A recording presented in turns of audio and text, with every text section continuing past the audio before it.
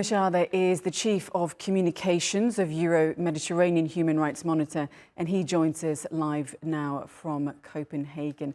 Again, thank you for taking the time to be on this special programme with us here at TRT World. So despite, you could say, the talks in Cairo failing, we're also hearing some notes of positivity, especially from US quarters. But when negotiations were in Doha, I believe you were there. Talk us through those. Was it the same there? What was actually being said away from the cameras? Is there any sort of hope or positivity that you can bring from behind the curtain? Absolutely. So on a positive note, there was an understanding that was reached on July 2nd. It was basically a very slightly amended version of Biden's proposal that he set forth in May and termed as Israel's own proposal and claimed that Israel has accepted it. And Hamas made two very slight amendments to ensure that it would lead to an actual ceasefire, not just a temporary pause. They were informed by the mediators that the deal or the proposal it was the United States and Israel.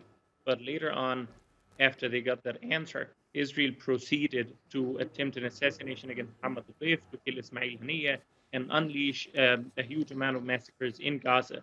Hamas said that this does not derail the negotiations. They still would accept the July 2nd parameters. But Netanyahu proceeded to set forth four deliberately provocative and impossible conditions that are very much there to ensure that the deal fails, not just per Hamas, but per Israeli sources as well. So Chief of Staff of the IDF, the Shin Bet, the Mossad, the negotiators, they've been all telling Netanyahu that the insistence on remaining in the Philadelphia corridor and the Netzarim corridor that divides Gaza in two will destine the entire talks to fail. What happened a couple of weeks ago in Doha with the summit, it was basically what people there are saying was a sham theater play designed to just be performative from the start. It did not have any actual essence to it. It was just there to ensure that Kamala Harris's DNC would pass without disruptions peacefully and to hinder the ability of Iran and Hezbollah to retaliate against Israel. But the actual essence of it was the United States basically and virtually embracing to a huge extent all of Netanyahu's impossible demands. Now, Mohammed, let's move a little bit away from negotiations themselves. I mean, I'm quite aware that we are slowly running out of time as well. Let's come to the situation in Gaza. Now, you, from your social media, I saw you document a lot about people's stories from Gaza, and I understand your parents' home in Gaza was also bombed at some point during this war. Has that made this war a lot more real for you and the people that you know? Well, I personally, I've lived through 10 Israeli military operations. 3 of them were wars and 2 were grand invasions. I've never seen the like of this before, never.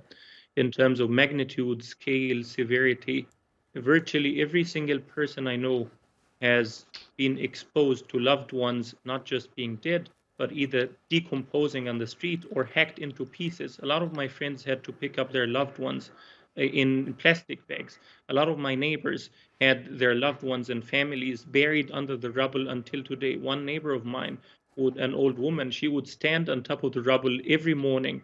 She placed a tent there on top of her destroyed home, where she would call every morning for her dead children under the rubble, in the desperate hope that there would be any sign of life. If you take any parameter at all of this war, it's quite unprecedented. Indeed, and we've seen so many of these graphic images, some of those, of course, that you share, but we're going to have to leave it there. But Mohammed Shehada, we appreciate your contributions. Thank you.